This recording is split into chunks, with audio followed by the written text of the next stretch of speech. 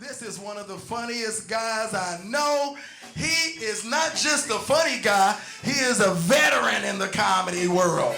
He even opened for Steve Harvey. Yeah? And guess what? You got him tonight on a limited budget. Put your hands together for Mike Nilsson.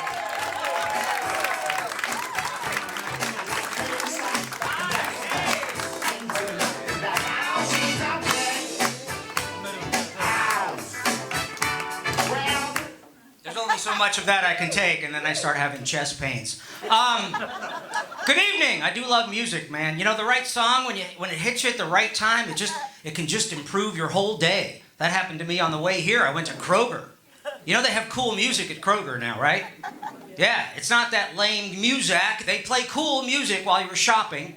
Like, you know, you find yourself walking through there, pushing your cart, going, hey, that's Steely Dan, you know, or hey, that's Green Day. You know, you hear some cool music. I heard Jump, Jump by Chris Cross a couple of weeks ago when I was there. Remember that from the 90s? Jump, jump. The Daddy Mac will make you jump, jump. Okay, that was for you two people right there. And but here's what I heard today on my way over here, man. It was like my theme music. I was walking in to Kroger. The glass doors parted. I walked into the vestibule, and it was right at the perfect part of the song. Here's what I heard as I'm walking into Kroger. I heard this. You know where you are? You're in the jungle, baby! You're gonna die! It was Welcome to the Jungle by Guns N' Roses. The lyrics are, you're in the jungle and you're gonna die, which I don't really think is the positive message that Kroger should be sending out to their customers. Put you in a good mood to spend more money. I'm analyzing things in my head. I'm like, well, if I'm gonna die, fuck it, I'll get more bacon. I'll go back over here and get some of that thick-ass bacon. Yeah, I'll get some bacon and go up to the front counter and get a whole shopping cart full of Newports. I'm just gonna go and celebrate what Guns N' Roses expected me to do. They were big back in the 80s. Guns N' Roses. You think when they were up in the Hollywood Hills in the late 80s writing these rock anthems, they were thinking, you know what? One of these days, they're going to be playing our music at Kroger. There's going to be people in there shopping for coffee filters. Guys, that's going to be awesome.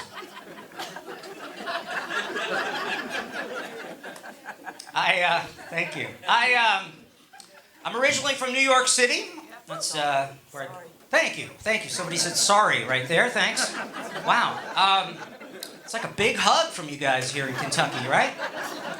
I live here now. I do. I live here. Yes, I do. I live here, right here in the fabulous Mid-City Mall. I love this mall. Wow. Anybody been shopping over here at the Mid-City Mall? Have you? What'd you buy? Everything. Everything at the Mid-City Mall. It costs $14 to get all of it, right?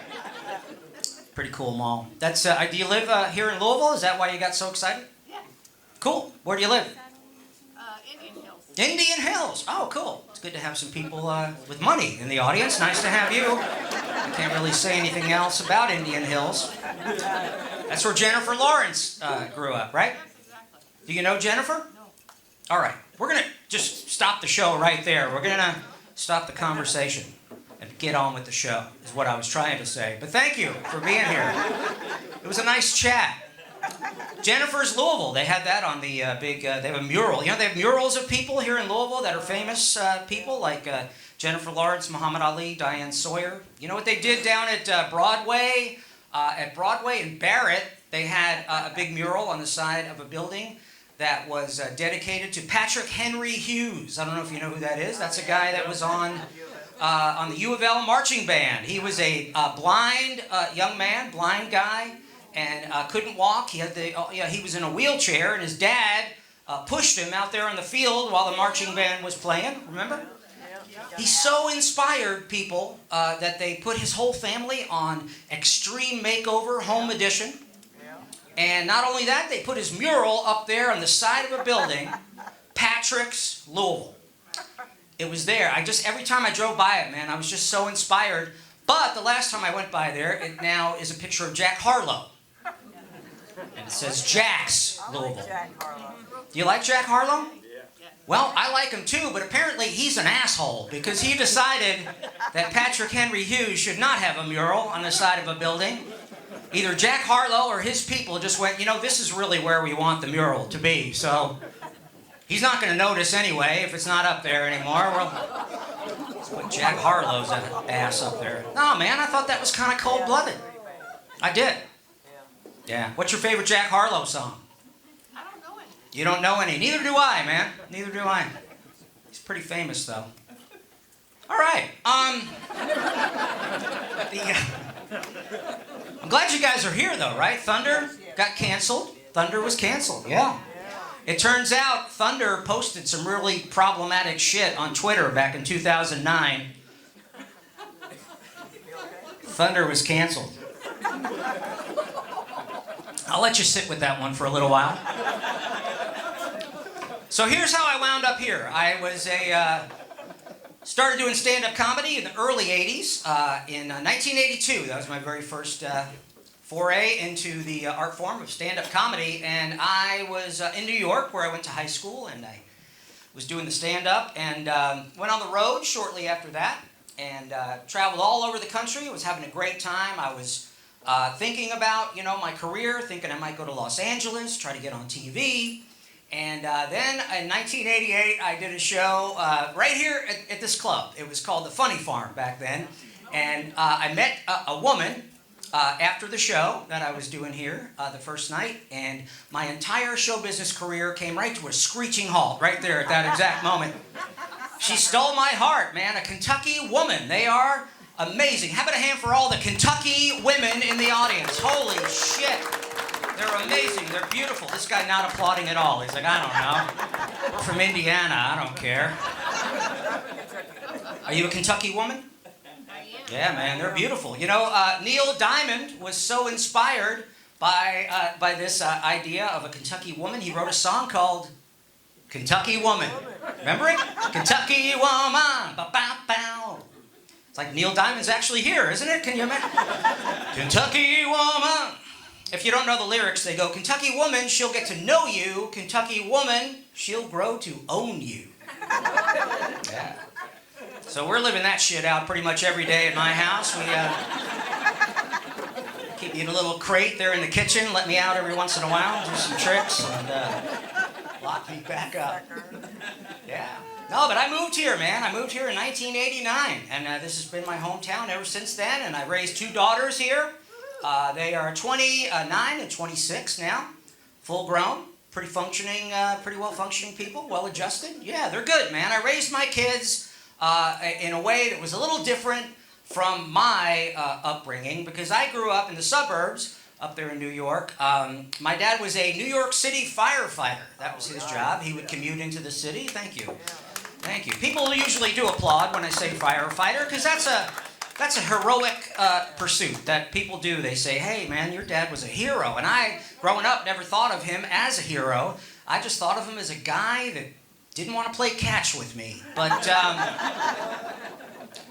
apparently all the heroic shit was happening at work, and then I was just basically ignored when he was around. But a lot of comedians do talk about their childhood and how, you know, they might not have had the best sort of experience as a young kid, and that's why we all have mental problems because, you know, you have to figure out what caused it. I have a theory that since my dad has never said to me in my entire life, and I'm 61 years old, my dad has never once in my entire life said to me, I love you, to me.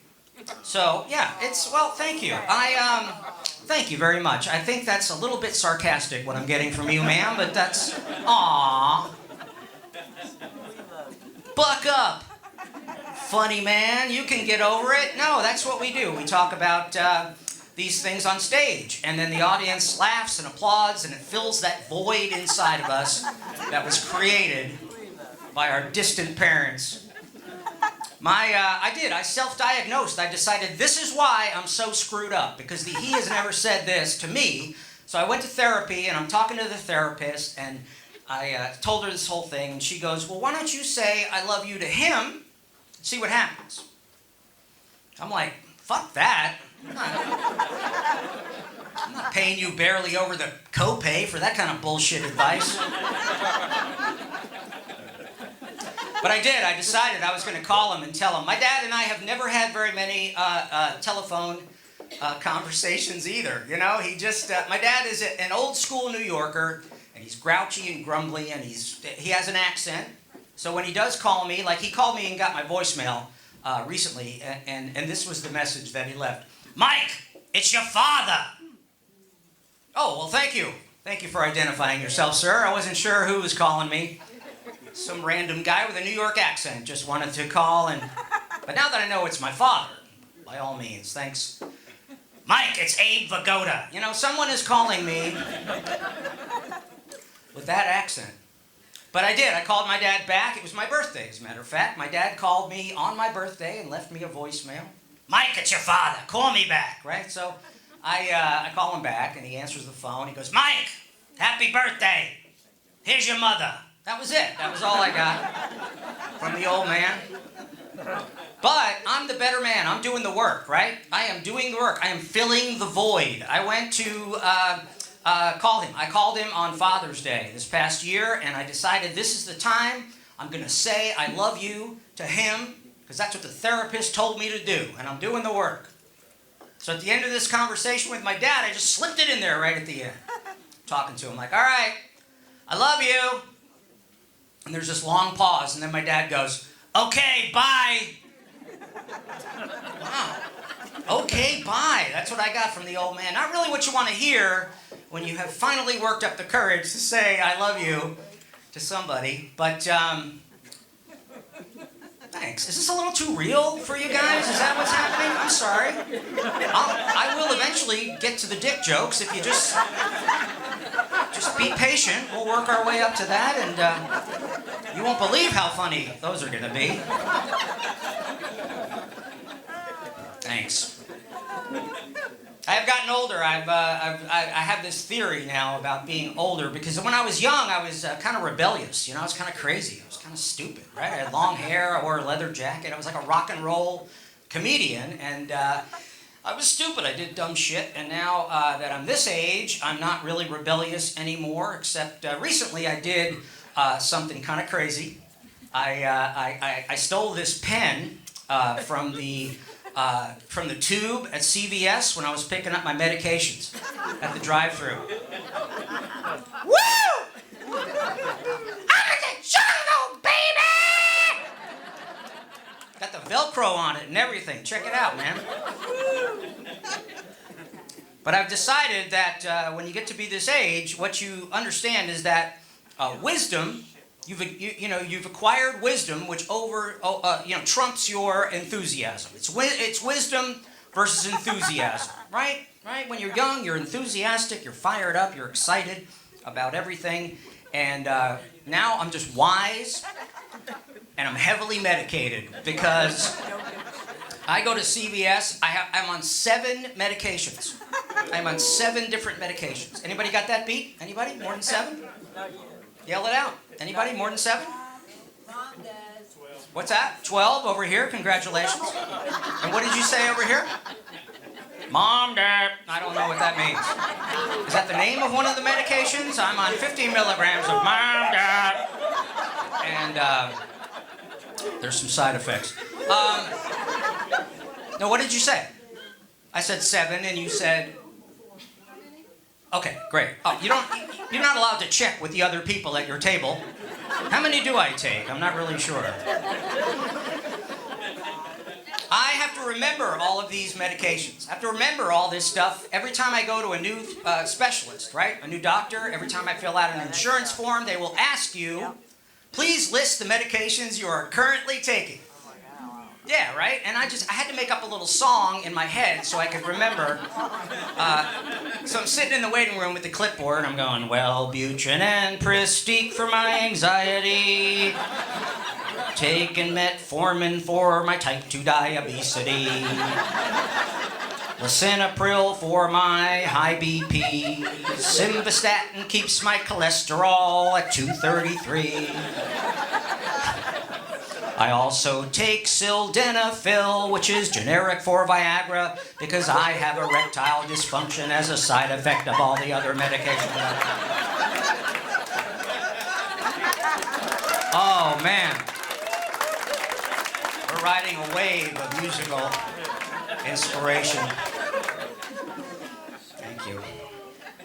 I am aware of the fact that people my age occasionally do have erectile dysfunction, which is something that Facebook is constantly reminding me of, because they have your demographic or whatever, they have your algorithm, so there's targeting ads specifically for you, and I get a lot of these, the erectile dysfunction ads on Facebook. And you know what you can do, like I do, you get tired of seeing this, so I decided to block those ads. So there's a little tab up in the corner of the thing, and it says block this ad. So you click on that, and then this little menu drops down, and they ask you, why do you want to block this ad? And then they give you like 6 choices of reasons why you want to block the ad. I'm like, fuck you. That's the answer. That's why I want to block this ad. No, it's always like, knows too much, already taken it, it's like this. I had a screenshot of it, but it's all these stupid choices of things that you can choose, and the one I always choose is irrelevant. You know why I'm blocking this ad for ED medication? I'm blocking it because it's irrelevant. So I click on that, and then another little menu drops down, and it says, really? Is it really irrelevant? I love TikTok. I might be a little old for that, but you guys watch the TikToks? Oh man, it's good stuff. Yeah. What's your favorite TikTok? What's that? Big breasts. All right, sir. Thank you. She said it first, and then you were answering for him. She knows, because you can go back and scroll through, I guess, right? And there he is again, looking at the big breasts. They have sports on there and cooking, and those are the ones that I like: the sports, the cooking, the politics. I do get that. I get all my news now from TikTok. It's condensed just for me. It's perfect. And then if I get bored, I like watching the earwax removal videos on TikTok. Oh, those are great. There's a guy in England they call the Wax Whisperer. So he shows actual videos of his actual patients, and he's got a camera going inside someone's ear, and so you're seeing all like the inside of the ear just kind of blown up. It looks like Indiana Jones running into a cave with a big giant ball of orange earwax chasing him. Giant stalactites of hair hanging down, and it's the Wax Whisperer. And he speaks in an English accent, and he will tell you what's going on with this patient. And he'll go, clearly this patient has been using too many cotton buds in his ear, and blah, blah, blah. So they call them cotton buds, or cotton buds. That's the way the guy says it. It took me a while to figure out what he was saying. Cotton buds, if you don't know what that is, it's in England, that's what they call a Q-tip. They call it a cotton bud, because it's a little bud of cotton, and everything okay? The cotton bud joke, it's really gonna pay off, man. Stay with me. Cotton buds. That's what they call them in England. It's different, right? They leave their mayonnaise out on the table. They're different. They're different people. And I also found out in England, you know what they call a toothbrush in England? They call it a mouth hoe. Like you're hoeing out your mouth. A mouth hoe? I just made that up. They don't really call it that. But you could go home and Google that, and sir, that might be right up your alley. Get yourself a couple of mouth hoe videos. Those are good. Yeah, man. I have been traveling quite a bit. I was in Illinois. All right. Suck on that, man. I was in Illinois. No, it was fun. You know what they have in Illinois that they don't have here? Legal weed. They have dispensaries where you can go in and buy legal weed, and I had to try it. You know, I'll be honest with you guys. Back in the early 90s, I used to smoke pot all the time. I smoked pot for like 10 years, every day, all day, right? And then eventually I quit smoking pot because one day I was really high and I was driving on the highway and I went to Buc-ee's, and after that I decided I am not going to smoke pot anymore. Because all that jerky just blew my mind, man. I was like, holy shit. They've got goose jerky. What is happening? No, man, I quit smoking pot a long time ago. But I'm in a town where they had a dispensary, a cannabis dispensary. So I decided I'm going to try it. I went in there. And I don't know if you've been in these places, but it's a retail establishment. They're selling product. And you walk in, and there's big, giant jars, big glass jars full of all these buds, right? Or not buds, but buds. Of the different kinds of pot, and it all has different names for what kind of like strain it is. And I let me get this. A couple of these names, man, were really funny. So I just had to take a picture. Sunshine, Tapioca, Dump Truck, Holocaust. That was one of them. Bubonic Dingleberry Lightning Bolt. That was one that I saw there. It was a strain of weed. And Pinocchio Stink Dick Moonbeam Kush. That was one that they had. I make some of those up as well. That's not really... But they did. They had those, and I was completely intimidated. You know, so I had to get some help. They have people that help you behind the counter.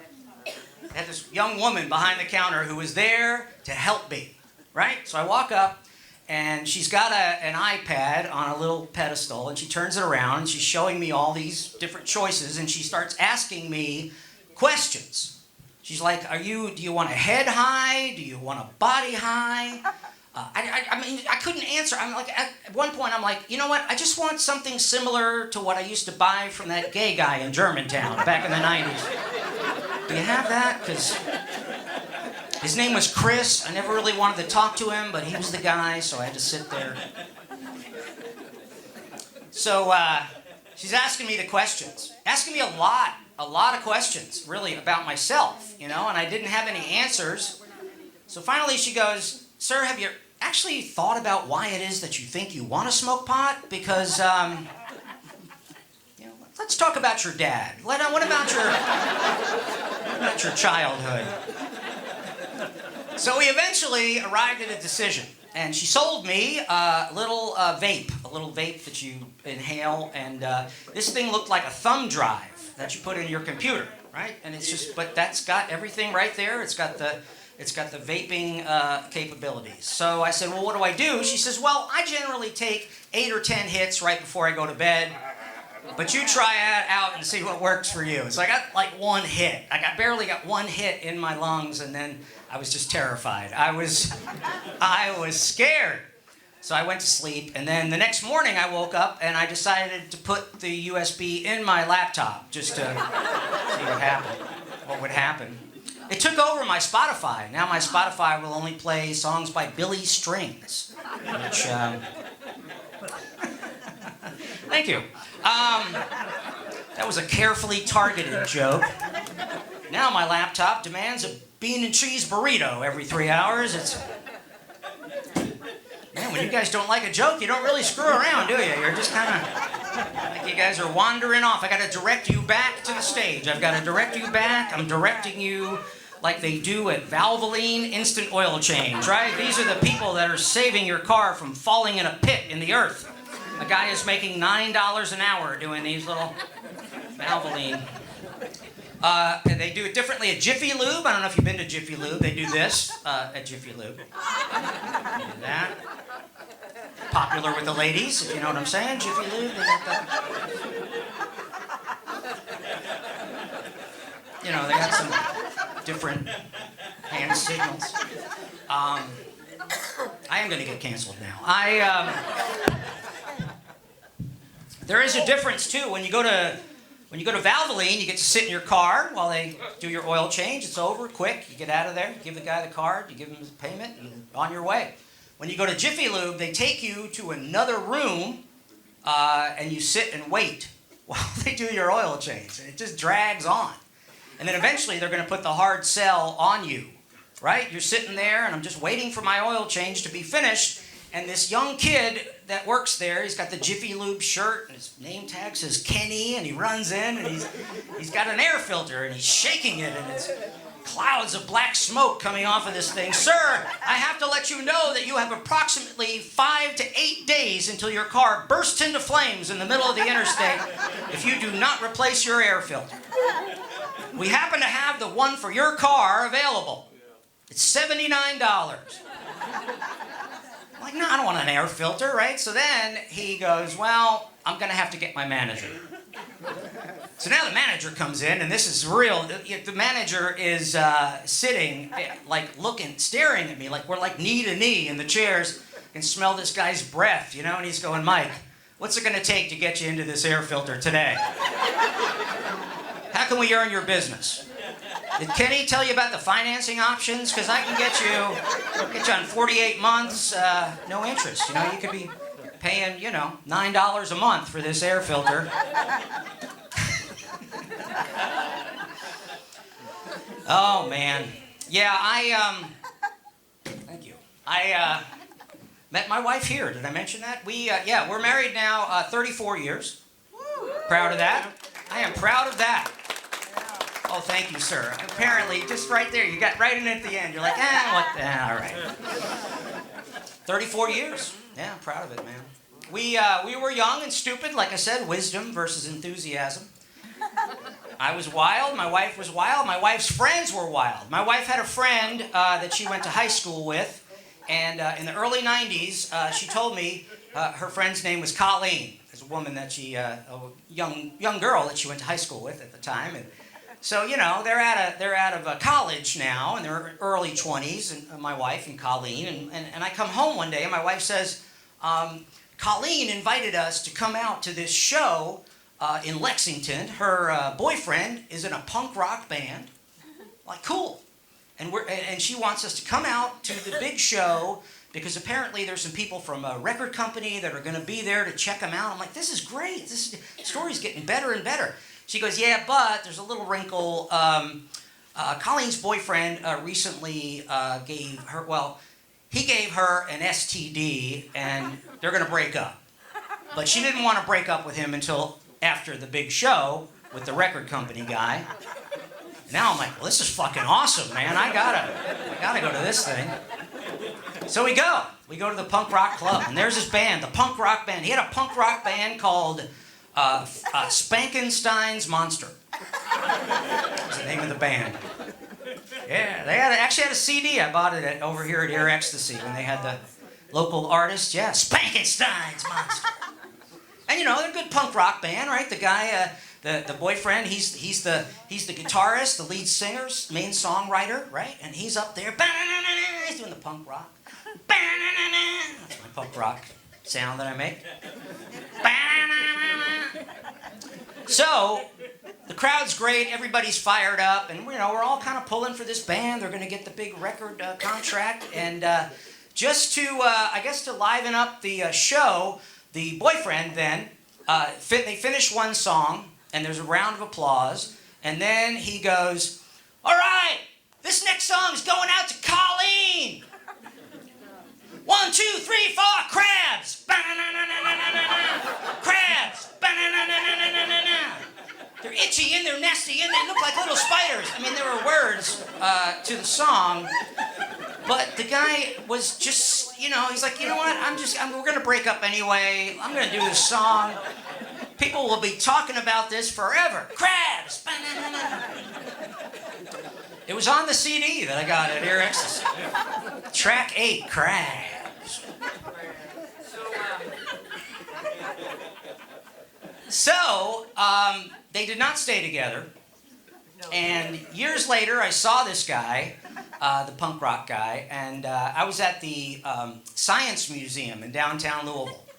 So I had kids of my own at this time. This guy had kids. He was obviously there with his wife and his kids, and you know, he wasn't in punk rock anymore. He must have become an accountant or something because he had a little sweater on, a little haircut. He was like, but I knew the face, man. I knew this guy. As soon as I saw him, it took me a couple of seconds, and I'm thinking about it, and then I hear the song in my head. bobbing my head, and my kids are like, Daddy, what are you doing? What's going on up there, buddy? But I didn't say anything.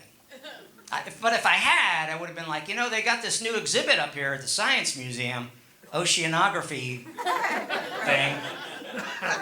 Yeah, they got the tortoises, and they've got the stingrays and crabs.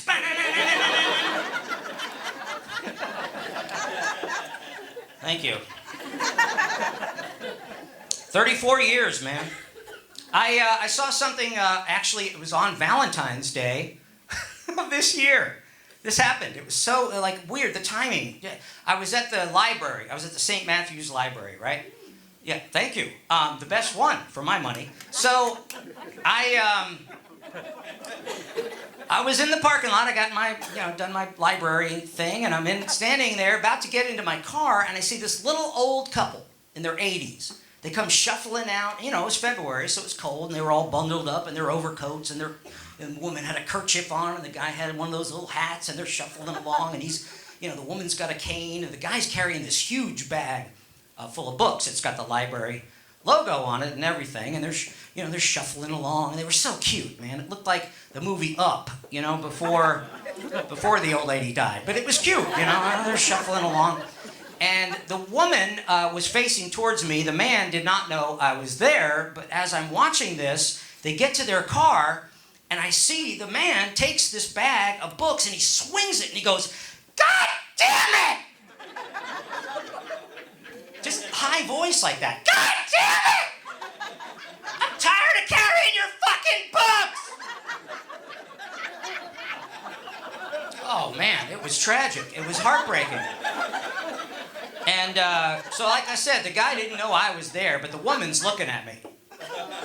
She's staring into my soul. She's looking at me.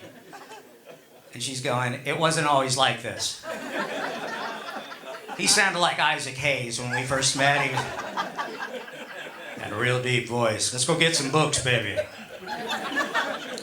Sometime around year 34 was when everything went crazy. And I wanted to help the guy. The books scattered all over. I was worried, scared. I don't want to walk over there. "Don't touch my books!" But after 34 years of marriage, I would one would assume that you had heard everything that you could possibly hear from your spouse. Every comment, every question, anything you can think of probably has been covered. But this happened to me a couple of weeks ago. My wife said this exact thing to me as I was getting ready to get in bed. My wife says to me, "Listen, you're going to have to do a better job of washing your feet if you want to get in bed with me." That's exactly what she said. That was impressive because I had never heard anything like that before. So I said, "Honey, let's break this down on the whiteboard. Let's get the whiteboard." No, she said to me, she said, "Listen," well, so I'm listening. She said, "You're going to have to do a better job of washing your feet," which I gave her credit for that because she was assuming that I was washing my feet at all, so better job of washing your feet if you want to get in bed with me. Now, get in bed can mean a lot of different things, right? So I'm like, well, if I'm going to get laid, I'll put socks on. I will do whatever it takes. But I did. I got in bed with her, and I felt terrible, and I turned over to her there under the covers, and I said, "Honey, I'm really sorry about my feet, and I just wanted you to know I love you." And she goes, "Okay, bye." That's my set, guys. Thank you so much. Enjoy the rest of the show, and thank you for coming out.